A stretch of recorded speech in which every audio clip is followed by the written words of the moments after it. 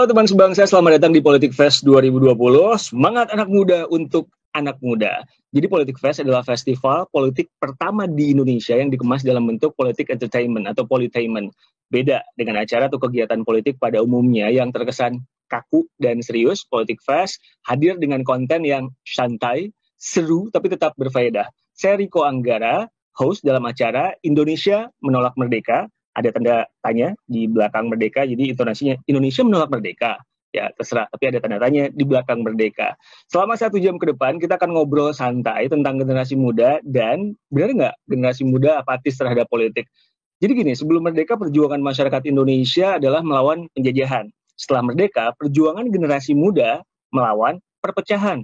Perpecahan timbul akibat fanatisme berlebih. Saking fanatisnya, bahkan ada beberapa orang yang nggak merasa aman untuk berkomentar atau nggak merasa aman untuk bersuara. Bisa dibilang buat sebagian orang kita sedang dalam era yang serba salah, memihak salah, cuek juga salah. Pertanyaan, apa yang mesti dilakukan? Aduh, saking semangatnya gue ngobrol politik ini jadi agak belibet. Saya bersama dengan komika yang sempat aktif di bidang politik. Kalau kata skrip, dia tampan, pintar, multitalenta, lucu, dan tidak sombong. Panji Pragiwaksono. J, apa kabar? Itu siapa yang bikin tuh daftar? Nggak tahu deh produsernya. Makanya gue bilang supaya nggak dari mulut gue banget. Gue bilang kata skripnya. Tapi lu tuh mau disebut apa sih, Ji? Komika. Lu penyanyi juga dulu. Produser juga. Lu tuh apa sekarang? Title? Sebenarnya yang realistis sih sebut aja komika lah, stand up comedian. Karena memang itu profesi utamanya. Tapi secara umum, gue selalu cerita sama orang gitu, gue kalau meninggal gitu ya di nisannya pengen ditulis sebagai orang yang berkarya gitu. Jadi bukan tukang nyinggung orang. Itu kan efek samping yang saya terima apa adanya. Tapi ya pengennya gue sih sebenarnya orang yang berkarya, karya gue banyak gitu. Tapi kalau misalkan secara profesi kalau ditanya lu tuh apa sih, sebenarnya gue bilang aja komika. Oke. Lagi sebut apa? Komedo. Susah banget. Apa gimana sih, Ji? Bilangnya komodoi menoi. Apa? Men, kenapa lu mesti pilih kata ini sih? Karena lucu kalau orang salah sebut. Iya. Komedoi menoi. Apa? Komoi domenoi. Gue udah riset, tapi itu susah banget buat gue. Komoi domenoi. Itu bahasa Yunani ya? Betul, bahasa Yunani untuk objek tertawaan. Dipopulerkan sama orang yang dijuluki sebagai the father of comedy, yaitu Aristophanes. Aristophanes itu bilang bahwa komedi itu butuh komoidomenoi, yaitu objek tertawaan. Nah, lu lagi sibuk bikin ini. Betul, bikin pertunjukan komoidomenoi yang ditargetkan untuk berangkat 20 kota keliling dunia. Wow, ini yang ke-7 ya?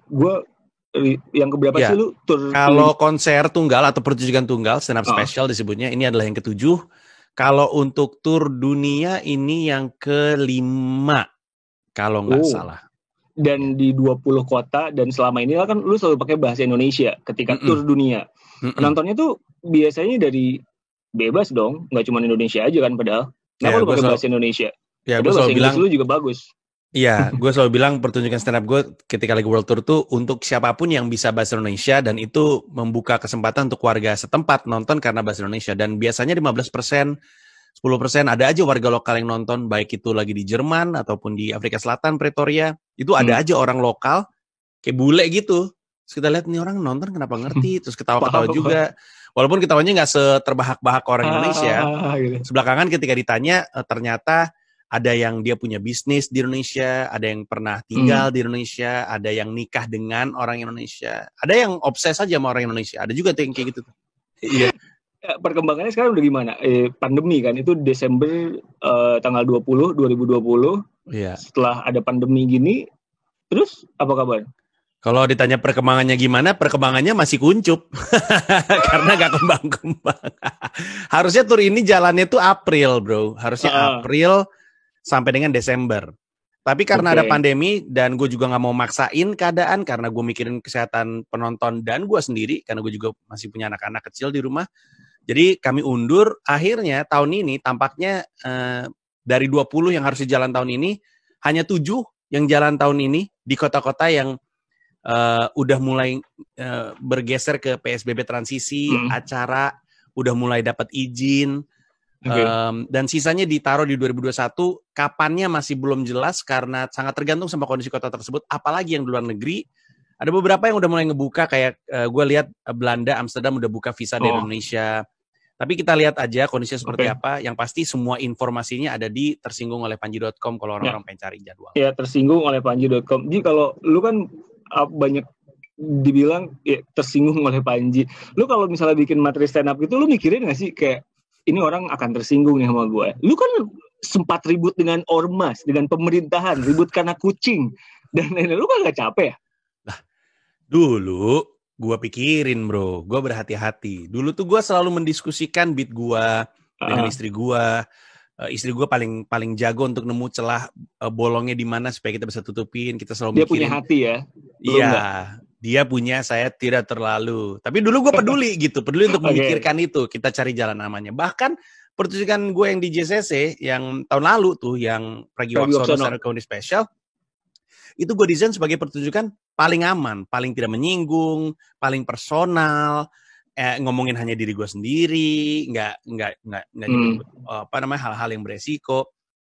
Pertunjukan yang paling hati-hati, yang paling mikirin perasaan masyarakat supaya nggak tersinggung, ternyata ketersinggungannya luar biasa. Akhirnya hari ini gue pikir ya udahlah, gue nggak usah mikirin deh perasaan penonton.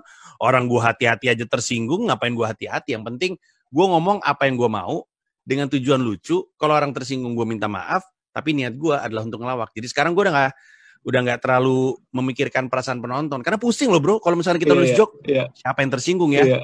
Oh si ini tersinggung, ya udah nggak jadi, ganti lagi. Oh ini nanti malah nggak lucu Ji. Ya udahlah, akhirnya yang komodo-mono ini gue bilang sama orang-orang, guys, ini gue mau sembarangan nih mulutnya.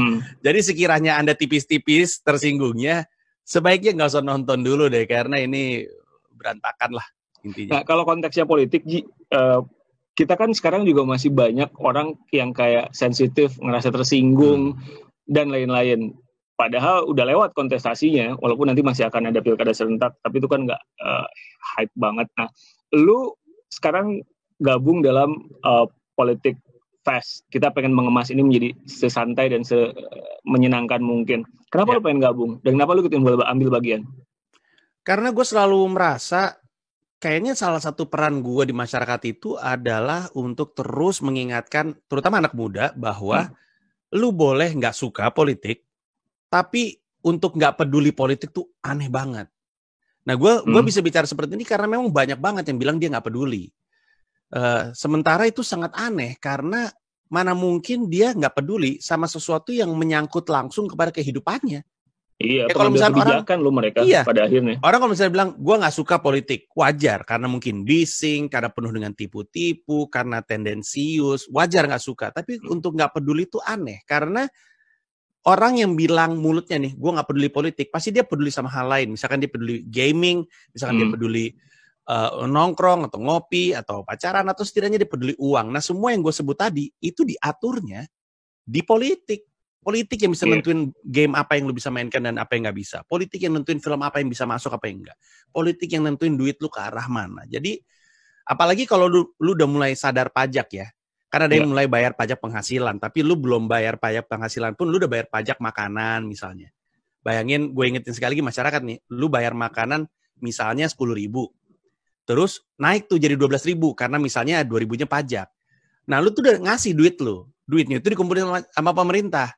Nah, masa lu nggak pengen tahu duit lu dipakai untuk apa? Kan udah di dalam tanda kutip ya, mohon maaf nih pajak, mohon maaf nih bahasa yang saya gunakan. Udah istilahnya udah dipalak gitu. Nih minta 2.000 gitu. Nanti kalau misalnya lu mulai pajak penghasilan, ngeliat angkanya makin pusing lagi. Lu ngelihat adalah pengambil kebijakan itu adalah orang-orang yang mesti berjuang di tingkatan politik dulu gitu. Jadi lu mesti peduli gitu ya. Iya, kalau nggak peduli aneh. Lu kan bersinggungan juga dengan politik, sempat jadi jubir Anies. Gue nggak ngomong soal Pak Aniesnya ya, tapi maksud gue ketika lu bersinggungan dengan politik, lu kapok atau lu pengen jauh lebih dalam justru? Oh, kapok sih enggak. Ketika gue terjun ke politik, motivasi gue jelas. Satu, nyari premis stand up comedy.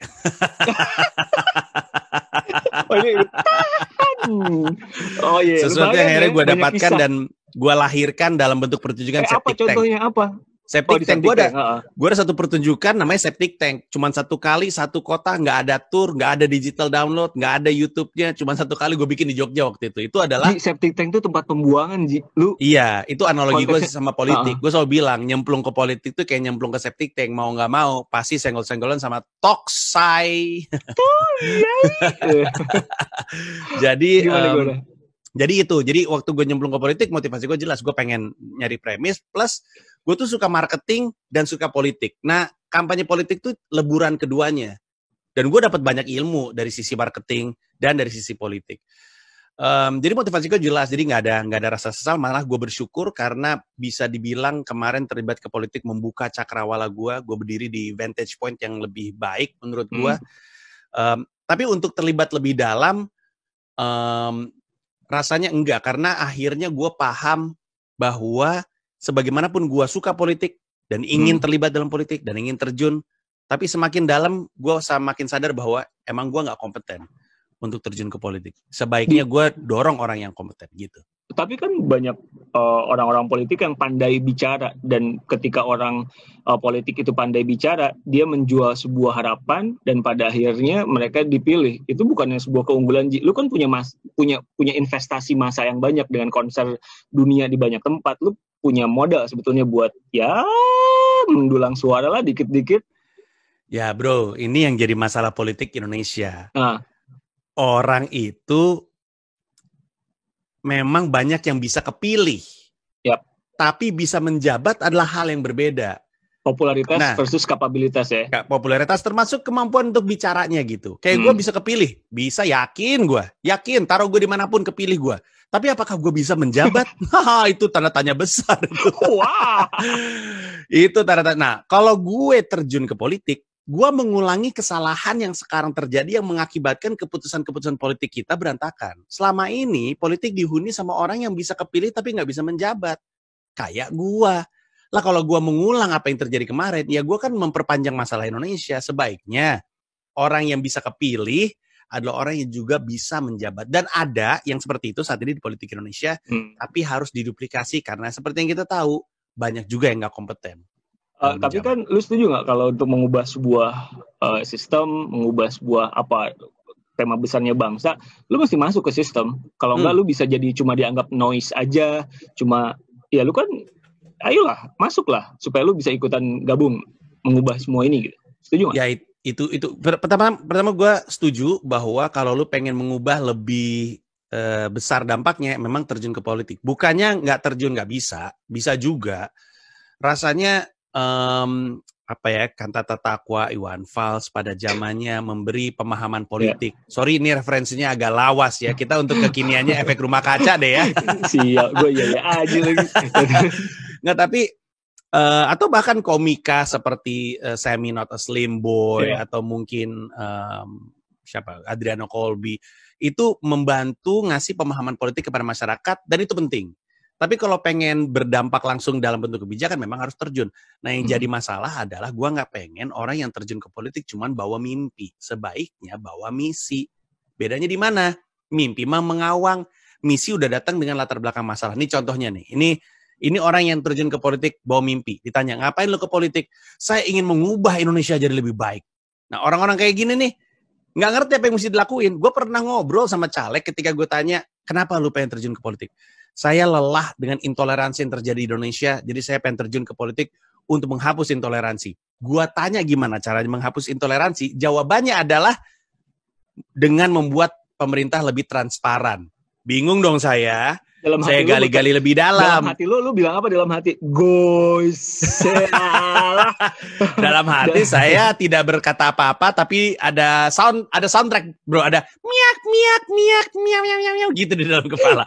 Tapi saya diam aja. Gue gali lebih dalam, ternyata dia benar-benar masih mengawang gitu. Nah bedanya dengan misi apa? Misi ini kayak gini.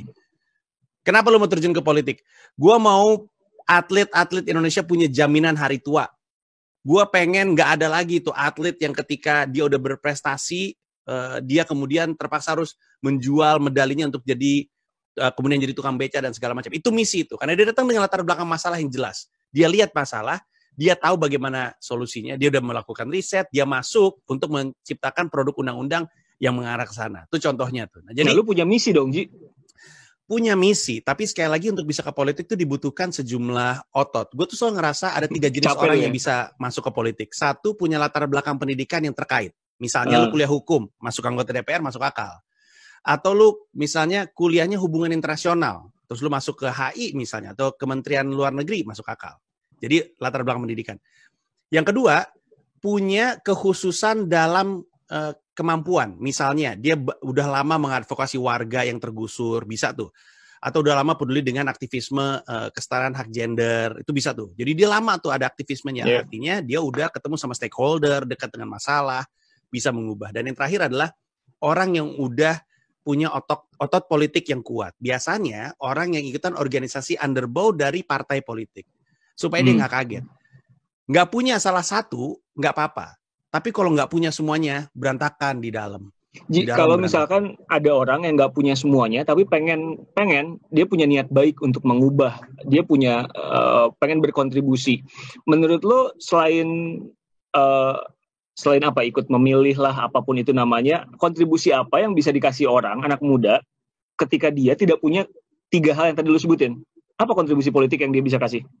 Pertanyaan bagus sekali oleh Anda. Saya jurnalis Panji Pragiwaksono. Bagus pertanyaan Anda. Ini jawaban saya nih. Tapi jawabannya rada aneh nih. Jawabannya adalah, kalau lu pengen punya dampak secara politis, tapi nggak punya kemampuan yang tadi gue sebut untuk bisa masuk ke politik, maka peran lu di masyarakat adalah menjalankan hak politik dengan benar, supaya jadi contoh bagi orang lain agar mereka tahu gimana caranya menjalankan hak politik. Contoh. Bentar, nggak semua orang tahu hak politik. Ya oke. Hak politik itu termasuk memantau dan mengkritisi pemerintah dan menggunakan suaranya dalam pemilu, entah itu pilkada, pilpres atau pileg gitu. Nah, bagian paling penting yang tadi gue bilang adalah melakukan atau menggunakan hak politiknya dengan benar. Lalu dia bisa jadi contoh orang lain supaya orang lain juga dengan benar. Karena belakangan ini yang sering terjadi di masyarakat adalah dikotomi orang baik lawan orang jahat di politik. Biasanya kan ada yang bilang Erdogan sempat bilang kalau misalnya orang baik nggak masuk politik, orang jahat yang akan masuk. Lu setuju nggak? Itu bahaya sekali menurut gua, pernyataan seperti itu. Dan dulu gue juga ngomong gitu, jangan salah. Dulu gue ngomong gitu. Dulu Mas Anies ngomong gitu. Dulu Pak Jokowi juga ngomong gitu. Dulu Prabowo juga ngomong gitu. Kenapa bisa ngomong gitu semuanya? Karena mereka merasa orang baiknya. Tapi tanpa sadar, ketika mereka memposisikan gue orang baiknya, yang di seberang akan merasa, lah, jadi menurut lu gue orang jahatnya, lu gak bener lu. Akhirnya yang jadi pemecah belahan gitu. Nah, cara pikir itu berbahaya. Karena kita akan kampanye terus. Kita akan ada pemilu terus. Kalau setiap pemilu semua orang dikotak-kotakin orang jahat, ini bangsa pecah belah gitu. Tapi kan perpecahan itu lu ngerasa nggak? Kalau di dunia media sosial, lu merasa suara-suara hawa-hawa pilpres yang kemarin itu kan masih ada, semua dimasukin lagi situ, udah tahu Menhannya juga jadi udah tahu Prabowo sekarang jadi Menhan, tapi kayak masih aja. Lu ngerasa menurut gitu gua juga? ada tapi makin menipis. Gua rasa sekarang masyarakat udah lebih cerdas. Jadi yang kemarin ini pengamatan gua, ada banyak orang yang untuk pertama kalinya menginvestasi dirinya kepada politik dan dengan itu dia bawa emosinya. Ada banyak banget. Nah, lama-lama, terutama sekarang-sekarang ini mereka sadar kayaknya gue nggak perlu naruh emosi gue deh di politik. Politik itu adalah kancah tempat kita bermain secara logis, pragmatis gitu. Bukan sesuatu yang kita bawa emosi, karena percuma. Maksud lu jangan terlalu invest emosi banyak itu karena? Ya, banyak hal. Pertama, karena nggak perlu. Lu akan patah hati dengan investasi yang lu taruh secara emosional. Terus kedua, itu hanya akan membawa kebencian kepada orang yang ada di seberang. Karena lu begitu percaya pilihan lu orang benar, lu akan tanpa sadar begitu percaya bahwa yang di seberang lu jahat. Dan ketika lu ngelihat teman ada di posisi seberang, terus keluar tuh pikiran, nggak nyangka ya, ternyata dia A atau ternyata dia B. Nah, yang kayak gitu-gitu tuh bahaya tuh. Dan selain itu, ngapain bawa emosi? Karena yang di atasnya, pelaku-pelaku politiknya, aduh itu mereka pragmatis sekali gitu. Jadi kadang-kadang ketika gue terjun ke politik, gue ngeliat ke atas, buset nih di antara kanan kiri, ternyata santai aja, nggak gimana-gimana banget. Nengok ke bawah sedih ngeliatnya orang pada berantem gara-gara politik gitu. Nah, karena Pak Prabowo sekarang udah masuk kabinet, orang tuh jadi luruh dengan sendirinya. Kebencian mereka terhadap kubu Prabowo jadi luruh, kubunya Prabowo kepada Pak Jokowi juga luruh, jadi ngacak sendiri gitu. Nah ini akan membuat 2024 menarik karena kocokannya jadi ngulang dan kelihatannya sentimennya juga jadi riset dari nol. Setidaknya udah mendekat ke titik nol. Lu ngerasa nggak, lu sebagai content creator di media sosial juga, nggak semua orang sesolid lu, Ji. Nggak semua orang mentalnya sebaik lu. Ketika mendapat sebuah kritikan, lu bisa membalas itu dengan sebuah karya atau sebaliknya. Nah, ada orang-orang yang merasa, kalau saya komen ini nanti mungkin akan membawa pengaruh buruk. Itu kan harusnya itu idealnya kan. Tapi sekarang kan orang sembarangan aja komentar di media sosial. Orang jadi sedemikian jahat banget di media sosial tanpa mencantumkan siapa dirinya, anonim dengan akun anonim. Menurut lo apa yang terjadi? Menurut gua di stand up gua tuh tahun lalu di yang Pragiwaksono gue bilang, hanya karena kita benar bukan berarti kita boleh melakukan apapun kepada yang salah. Nah menurut gua itu tuh masih pengejawantahan dirinya yang merasa benar. Karena dia ngerasa benar, kemudian dia ngomong semaunya, dia membiarkan emosi mengambil alih logikanya, terus kadang-kadang dia bersembunyi dari akun-akun tertentu. Ini di luar orang-orang yang memang sengaja pakai akun pseudonym untuk mengarahkan opini masyarakat. Ini beda lagi ya. Kita lagi ngomongin orang biasa gitu yang ngomong sembarangan tanpa mikirin konsekuensi dari omongannya. Nah itu saking dia ngerasa benar dan sebenarnya dasar dia melakukan tindakan itu dia percaya baik gitu. Gua ngerasa ini benar, gua harus dorong demi kebaikan gitu. Nah kemudian karena dia ngerasa benar, dia merasa boleh ngelakuin apapun kepada pihak yang salah. Nah itu yang sebenarnya terjadi dan itu salah satu yang mesti diperbaiki. Makanya tadi gue bilang menggunakan hak politik dengan benar. Dengan benarnya itu krusial sekali. Karena kalau misalnya kita kemudian turun ke perjuangan menggunakan hak politik yang benar, orang lain ngelihat cara kita, orang lain terinspirasi, gue juga pengen kayak gitu deh. Supaya nanti semuanya sama-sama secara kolektif jadi oke gitu. Kalau misalnya argumennya nanti sekarang kan banyak juga artis masuk ke dunia politik. Gue nggak mau nyebut nama, gue nggak tahu juga niatnya apa, tapi logikanya adalah mereka sudah punya basic masa dan akhirnya menang juga. Dan kalau argumennya, ya itu kan bisa dipelajari nanti tentang kebijakan, bisa belajar sambil bekerja. Menurut lu gimana tentang fenomena mendulang suara karena popularitas? Yang pasti teman-teman entertainer yang terjun ke politik mesti sadar bahwa jangan sampai dia hanya dimanfaatkan saja sama partainya atau sama kepala daerahnya, kan biasanya dia jadi wakil nih biasanya. Biasanya kan ada kalau ya gitu. Maksudnya pastikan dia bukan jadi alat. Karena ada kok entertainer, kelas kakap, yang ketika menjabat kemudian cuma jadi simbol doang dan dia ngerasa nggak ada istilahnya tuh fulfillment gitu. Kok gue nggak ada dampaknya, gue nggak ada kontribusinya, ngapain gue ada di sini tuh ada juga. Tentu ini konteksnya adalah ketika entertainer yang benar-benar terjun karena ingin berkontribusi. Ada juga soalnya entertainer yang pragmatis juga. Berapa uangnya? Lumayan juga, yuk mari kita bantu. Saya bisa acting jadi kan wakil kepala daerah. Tercantumnya kepala daerah sih, dalam sejarah tercatat dia adalah seorang kepala daerah, whether or not good or bad gitu. Ya, iya dan tidak, dan ada masyarakat yang peduli dengan hanya jabatannya dan ada lagi masyarakat yang peduli dengan baik tidaknya. Jadi ya kita balikin aja kepada masyarakat. Intinya setiap entertainer yang terjun ke politik, gua harapkan sadar betul konsekuensinya. Dan kalau udah sadar betul, gue dukung sepenuh hati. Go for it. Selama lu nggak jahat-jahat di dalam. Ji, kita bicara soal kontribusi, apatisme, fanatisme. Saya ke apatis dulu. Lu setuju nggak kalau di era sekarang anak muda apatis terhadap politik? Oh enggak, justru gue ngerasa sekarang itu bahkan wawasan dan kepedulian terhadap politik itu semakin meluas dan semakin turun jangkauan usianya. Jadi membumi ya politik sekarang ya? Betul menurut gue, dan karena Indonesia sudah menemukan cara untuk mengemas politik jadi tontonan seru sih tampaknya ya. Kayak gue inget banget kok, mana mungkin waktu gue SMA, zaman gue SMA ngomongin politik. 70 71 ya kalau nggak salah. Wah, jauh banget. Terus kenapa kita bicara anak muda politik untuk anak muda?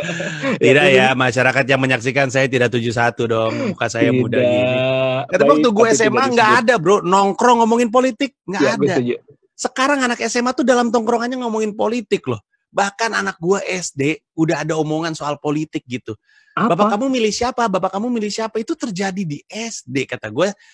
Emang sekarang jangkauannya politik tuh udah lebih luas. Jadi moga-moga sih nggak ada yang apatis ya.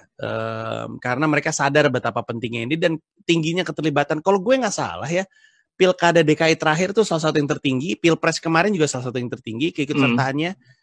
Jadi setidaknya itu menggambarkan bahwa apatismenya sih tidak ada ya, terlepas dari kualitas demokrasi dan kualitas pilihannya, tapi bahwa mereka peduli dan ingin berdampak sih kelihatan dari tingginya partisipasi. Nah, survei LSI, Lembaga Survei Indonesia, kalau gue nggak salah bilang 53%. Jadi rata-rata mereka yang disurvei itu tingkat kepercayaan pada partai politiknya rendah. Intinya partai politik itu paling nggak dipercaya lah sama orang-orang yang disurvei. Nah, gimana cara orang mau kontribusi masuk ke dunia politik, sementara kan dia harus masuk ke partai politiknya juga. Nanti dalam tanda kutip ketularan nggak etos kerja dan lain-lainnya. Menurut lu gimana? Bagaimana anak muda tetap bisa jadi anak muda dengan otak idealisme yang dia punya sebelum masuk parpol misalkan, sebelum masuk birokrasi misalkan, supaya tetap ya ajeg gitu. Ya ini yang susah, ini masalah kita. Lu dulu ngerasain gitu juga gak sih, Ji? Iya, dan ini pembahasan internal setiap partai.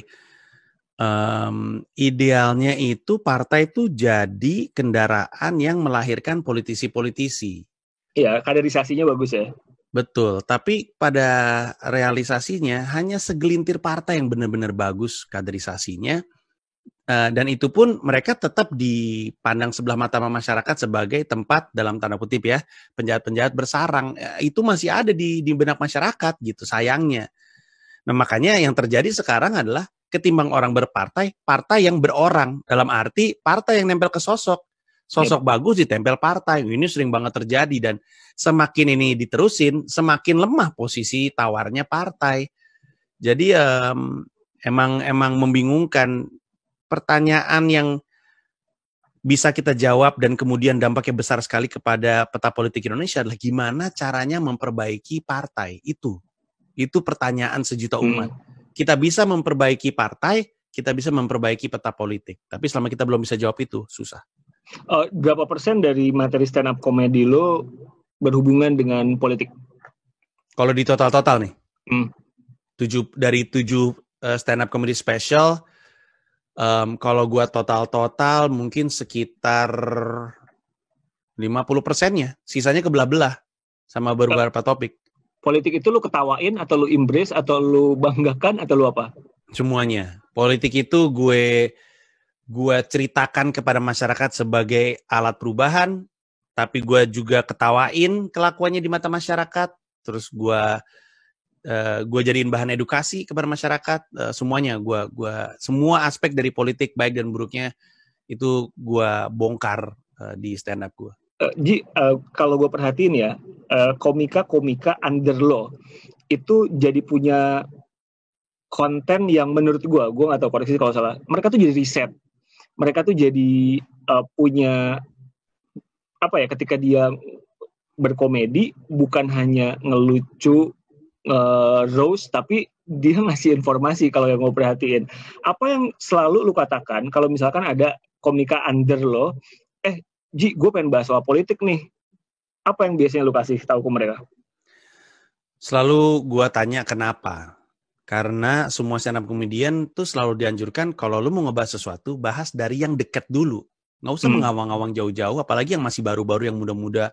Kadang-kadang mereka pengen ngambil topik-topik. Yang miskin bahas soal miskin ya, soal hidupnya ya. Ya, betul sekali. Yang jelek ngebahas soal jelek itu. Karena bahas dari yang deket-deket aja. Karena gue gak pengen komika-komika ini terjebak sama keinginan untuk edgy gitu kayak seniornya. Gue pengen bahas politik bang, gue pengen bahas Pak Jokowi. Ditanya kenapa, gak apa-apa biar lucu aja gitu. Gak bisa kayak gitu. Karena kalau lu gak punya dasar yang jelas kenapa lu mau ngomongin politik, lu gak punya jangkar yang akan membantu lu menentukan target joke-nya ke arah mana, komodo-komodonya ke arah siapa gitu. Karena kalau misalnya lu cuma pengen ngebahas politik atau ngebahas Pak Jokowi hanya biar lucu aja, nanti lu jadinya sembarang tembak, dan resikonya di lu juga. Habis itu nggak dalam lagi dasarnya. Tapi kalau misalkan dibilang, Bang, gue pengen ngomongin politik nih, gue pengen lu ngebantu gue ngajarin caranya ngebedah sesuatu yang berat. Gue tanya kenapa? Karena bapak gue waktu itu nyalek tapi gagal. Terus bapak gue stres. Habis itu gue ngelihat kehidupannya dan gue nemu keresahan dari situ. Oh, ini deket nih sama lu nih. Ini keluarga lu. Ya oke, ayo kita bahas gitu. Nah, jadi gue selalu nanya, kalau lu pengen bahas politik, boleh. Tapi gue nanya dulu kenapa. Dan sedekat apa ini sama lu. Kalau ini nggak deket sama lu, nggak usah lu bahas dulu. Jangan hanya dalam rangka pengen edgy, kemudian lu bahas gitu.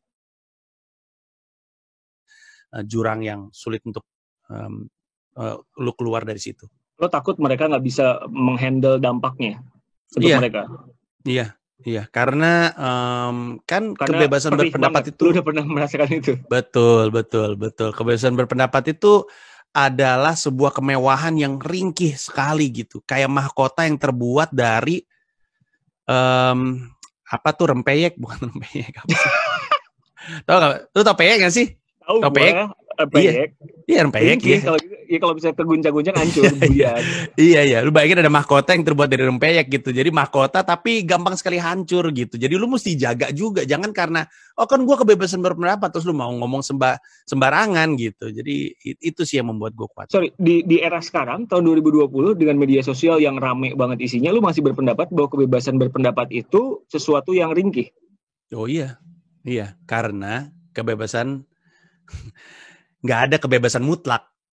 Karena kebebasan kita akan selalu bersinggungan dengan kebebasan orang lain gitu. Jadi kebebasan berpendapat tuh sebenarnya menurut gua istilahnya slippery slope gitu. Lu pikir lu bebas tapi sebenarnya nggak benar-benar bebas. Apalagi sekarang selama di UU ITE masih ada satu pasal yang mengkhawatirkan itu, siapapun bisa kena gitu. Stand up comedian, percaya atau tidak. Itu beberapa waktu yang lalu pada ngecekin video-video mereka yang lama, kemudian mereka take down sendiri, takut tiba-tiba jadi masalah di kemudian hari karena waktu itu nggak terlalu PC masyarakatnya, nggak terlalu politically correct gitu. Jadi mereka bisa ngomong sebebasnya. Tapi sekarang karena masyarakat udah terlalu PC, mereka ngelihat, aduh gue ada tuh yang beresiko, mana yang gue cari terus dia turunin gitu. Ini yang bikin acara kan dia ngasih judul Indonesia menolak merdeka tanda tanya.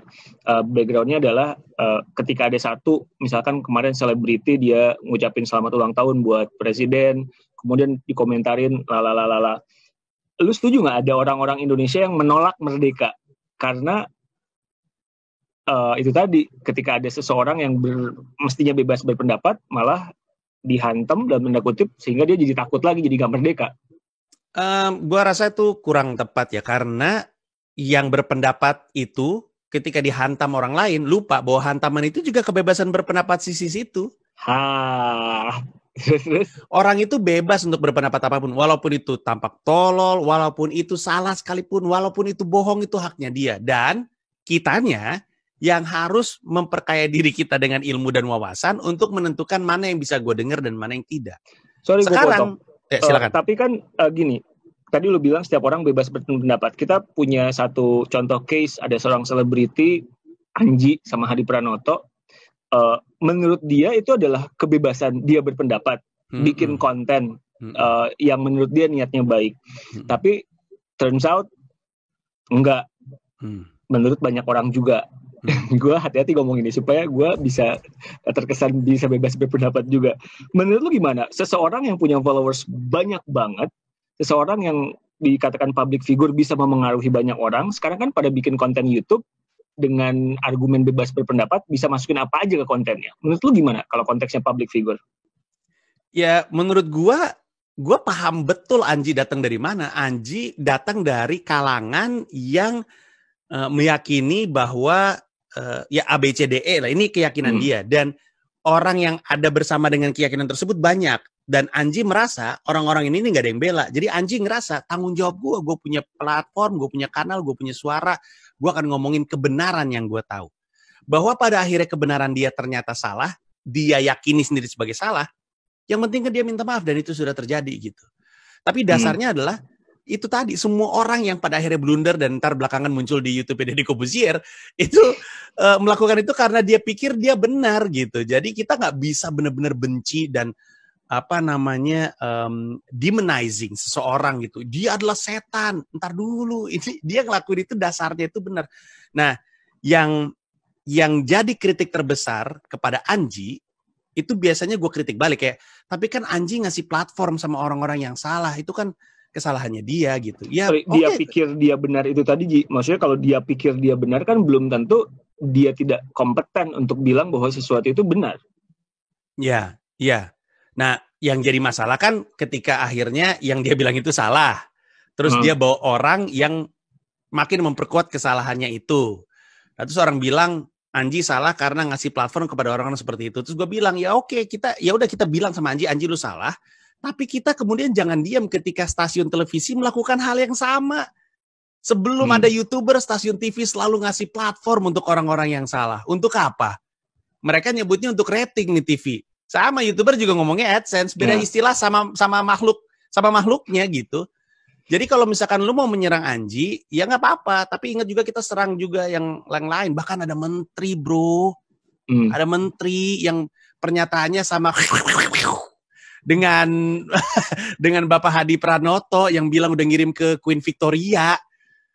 Menteri, ya ampun. Terus kita lupa bahwa menteri itu pernah bikin pernyataan yang ya gitu. Jadi maksud gue yang apa yang kita yakini salah ya udah, tapi ya kita adil juga gitu. Kita serang Anji ya kita serang menteri dan serang media juga gitu. Lu khawatir nggak dengan Indonesia, Celah? Gede banget ngomong Indonesia. Lu khawatir nggak dengan keadaan yang sekarang? Apakah karena gini, banyak orang merasa bahwa ini kok ngomongnya makin sembarangan. Ada beberapa orang yang ngomongnya makin sembarangan di media sosial, ada kebencian di situ, walaupun gue tahu nggak ada yang ideal di dunia ini. Dan nah, lu khawatir nggak dengan keadaan seperti ini?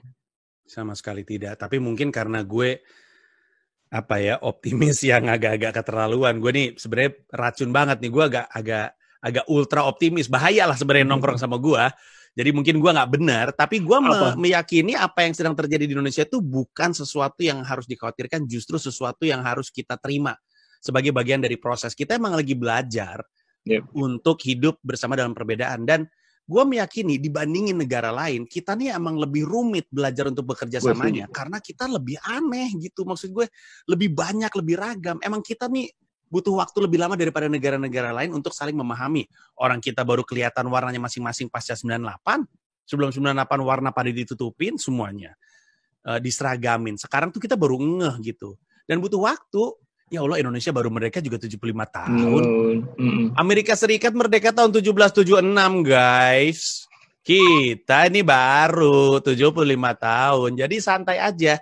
Indonesia itu seperti kapal pesiar yang kalau belok emang jauh. Jadi kita mau belok kanan nih, 5 km sebelumnya kita udah bilang, guys, kita mau belok kanan. Karena alatnya, bendanya gede. Negara-negara lain yang kecil seperti misalnya mohon jangan tersinggung ya masyarakat Singapura. Misalkan Singapura mungkin kayak speedboat. Singapura kalau mau belok udah kelihatan gitu. Nah, karena Indonesia besar, Indonesia rumit, Indonesia kompleks, Indonesia butuh waktu. Dan menurut gua kebisingan ini harus kita terima dan harus kita sama-sama sepakati untuk kita pelajari gimana caranya kita bisa benar-benar bersatu dalam perbedaan dan kebisingan ini. Karena kalau kita menyerah, percaya sama gua, akan ada orang-orang dari sisi pemerintahan yang bilang, udah deh, gue lihat rakyat nggak bisa nih, gue biarin dewasa dan belajar dalam perbedaan, yaudah gue tutup kanalnya, gue atur ini, udah susah deh. Ketika kebebasan kita kemudian ditahan karena katanya kita terlalu bising dan nggak bisa bekerja dalam perbedaan, ya udah kita akan nyesel sendiri kemudian belakangan. Gimana supaya kebisingan ini berakhir baik? Dia butuhkan jembatan-jembatan. Orang individu yang berkenan jadi jembatan.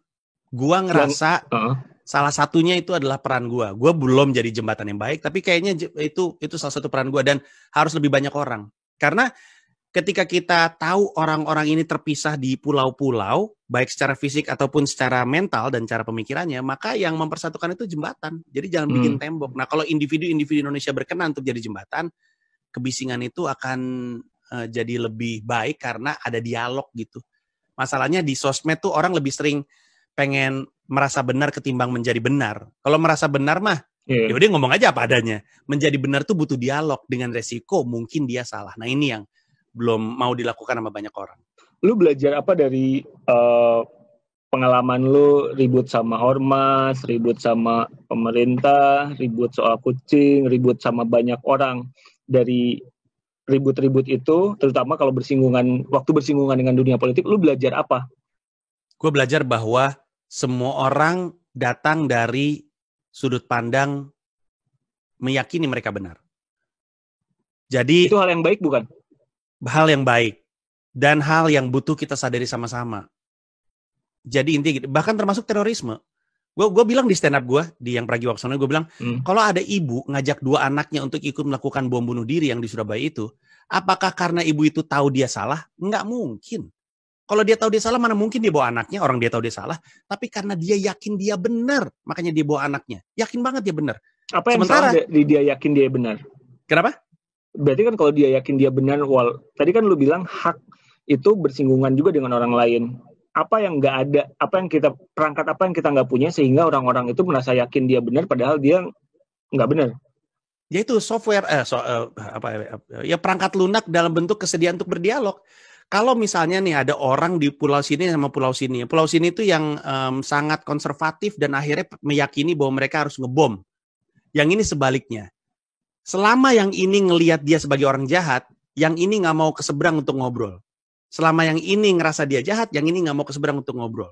Di politik aja kelihatan kayak gitu. Bukannya tujuannya kita banyak-banyakan suara ya supaya menang. Lu malah dorong-dorong orang ini menjauh, ya lu nggak akan punya suara. Yang dibutuhkan itu adalah orang yang mau dialog ke sini. Karena dia yakin banget bener.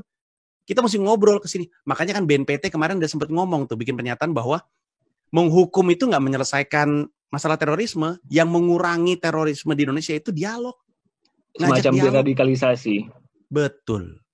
Nah, jadi gitu. yang lu pelajari adalah kita bukan orang yang durasi ngobrol kita itu kurang sehingga bisingnya itu berbuah buruk sampai ada yang lapor polisi dan lain-lain. Iya betul persis itu adalah cara paling elegan untuk menyimpulkan omongan saya. Betul itu dia. Balik lagi ke materi stand up lu. Lu merasa punya kewajiban nggak setiap bikin materi? Lu merasa punya kewajiban harus memasukkan unsur pelajaran untuk penonton? Atau lu sembarangan aja ngelonton? Enggak. Sebagai pelawak, kewajiban utama gue bikin orang ketawa. Gue selalu bilang, yang nentuin gue mesti ngebahas apa, itu selalu gue dan gak pernah lu. Tapi yang nentuin gue lucu atau enggak, itu selalu lu, gak pernah gue. Jadi soal lucu atau enggak, gue serahin ke penonton deh. Tapi kalau soal apa yang dibahas, itu gue. Kebetulan, gue emang seneng ngomongin kayak begini. Ini tuh emang keresahan gue. Jadi baru gue mau nanya. Selalu muncul. Nah baru gue mau nanya. Lu kan kalau tugas lu bilang bahwa lu tugasnya membuat penonton ketawa. Tapi kan lu nggak dari awal. Beberapa tahun belakangan, lu tuh terkenal sebagai seorang komika yang ngebahasnya itu isu-isu sosial. Isu-isu yang memang nyata. Politik dan lain-lain. Berapa persen lu pikirin soal itu? Atau ya sekarang udah nggak sama sekali? Enggak sih, enggak gue pikirin, enggak pernah gue pikirin. Gue pikirin dalam arti yang gue omongin ini datang dari riset yang mendalam gitu. Kayak ketika gue ngomongin soal pelanggaran HAM, itu didiskusikan bersama dengan teman-teman Kontras. Jadi mendalam. Gitu ya? Sedalam itu ya? Oh iya. Waktu gue bikin materi stand up tentang kerusuhan 98 itu kan datangnya habis ngobrol sama Kontras. Tragedi Trisakti itu kan habis ngobrol sama ada aliansi di Trisakti gitu antara dosen, rektor, mahasiswa, alumni yang ngomongin soal tragedi Trisakti karena kasusnya belum selesai. Jadi kalau soal pembahasan itu gue lakukan secara mendalam karena gue tipe komedian yang percaya the truth is funny, if it's not funny, you haven't dig deep enough. Jadi kebenaran itu lucu, tapi kalau misalnya lu belum ngerasa lucu, berarti galinya kurang dalam. Jadi gue gali dalam terus sampai gue nemu lucunya. Jadi gue selalu mikirin dalam arti apakah yang keluar dari mulut gue ini benar atau salah gitu. Tapi gue nggak pernah mikirin apakah penonton suka atau tidak dengan ini. Gue nggak terlalu peduli apakah mereka nyaman atau nggak denger ini. Gue tahu kok banyak penonton gue nggak nyaman ketika gue membahas di stand up gue soal regulasi prostitusi. Tapi itu sesuatu yang gue yakini dan gue gali dengan dalam. Bahwa pada akhirnya suatu hari ada orang yang bilang, Panji lu salah, gue mungkin terima dan mungkin akan gue bahas di stand up tahun-tahun mendatang. Tapi untuk saat ini yang gue yakini dan gue setidaknya gue dasari dengan riset yang cukup baik. Sebenarnya nggak beda sama kayak Anji sih. Anji juga ngerasa dia udah riset kan, dia udah ngomong itu merasa itu kebenaran dia yakini. Ya cuman pada akhirnya yang menentukan gue beneran benar atau tidak adalah faktanya gitu. Oke, kalau kita bicara stand up dan politik, itu dua. Ji, ini orang awam, gua awam. Stand up komedi itu jenis komedi yang seperti apa sih? Apakah bisa dikotak-kotakan? Karena kan stand up komedi itu identik dengan komedi yang mikir, komedi yang riset, komedi yang politik, komedi yang satir. Benar nggak sih? Atau gimana? Secara umum, stand up itu adalah komedi argumentatif. Okay. Karena kata stand up pada stand up komedi itu stand up dalam konteks membela opini, membela pendapat gitu. Kayak konteksnya tuh stand up kayak stand up for what you believe in, stand up for your rights. Jadi bukan stand up berdiri. Makanya stand up komedi itu adalah jenis komedi yang isinya syarat dengan argumentasi. Argumentasinya bisa sederhana kayak kenapa sih kalau kita naik pesawat terus udah gitu toiletrisnya kecil-kecil banget kayak segini-segini, odol dan segala macam. Itu kan dia argumentatif. Sampai kepada kenapa sih kita harus pecah karena politik, masalah Pak Jokowi dan Pak Prabowo gitu. Tapi bagaimanapun stand up comedy itu adalah komedi yang argumentatif, syarat dengan keresahan, syarat dengan opini, dan itu tercitra dari materi-materi stand up. Makanya lu butuh riset tadi itu. Oke. Sebaiknya. Ini terakhir, kalau soal anak muda, kontribusi era sekarang dan lain-lain, karena Politik Fest ini kan sebetulnya pengen mengemas politik dalam sebuah tatanan yang seru, tapi tetap berfaedah. Apa yang bisa anak-anak muda lakukan sekarang, selain tadi yang lu bilang, menggunakan haknya dengan baik, yang paling dekat itu apa, yang paling simple, yang paling gampang itu apa? Nonton Komodo Menoi Stand Up Comedy World Tour saya. Info tersinggung oleh Panji.com. Itu ada politiknya emang? Ada bener. Kan gue ngomongin UU ITE juga di situ. Oh, apa lagi yang lo ngomongin? Ada UU ITE, gue juga ngomongin soal penjara. Kalau gue bongkar nanti gue dihalang-halang sama ormas nih. Ya gak apa-apa kan, seru, ormasnya juga nonton, suruh beli tiket aja. Selama mereka bayar mah biarin aja ya. Biarin aja. Moga-moga mereka gak jadi demo, jadinya ketawa-ketawa di dalam. Tapi gue ngomongin soal UU ITE, ngomongin soal politik, ngomongin soal cara pandang kita terhadap orang yang salah dengan menggunakan analogi penjara. Dan kehidupan di dalam penjara, gue bahas juga. Ini penjara, literal penjara. Penjara. Benar, penjara. Oke. Argumen gue adalah bahwa kita selalu ngelihat orang yang di penjara sebagai orang jahat, padahal menurut gue orang yang di penjara itu bukan orang jahat, orang sial. Karena kita semua, gue yakini pernah melakukan pelanggaran hukum yang sebenarnya hukumannya penjara, tapi lu bayar substitusi denda. Masuk jalur busway, nerobos lampu merah. Bro, itu kan ada penjaranya 1 minggu, cuma lu substitusi denda 500.000.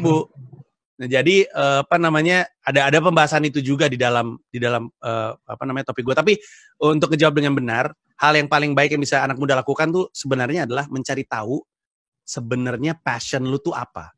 Passionate. Jadi bukan hobi ya. Bukan hobi ini passion. Jadi konteksnya hobi. Politik ya, Ji?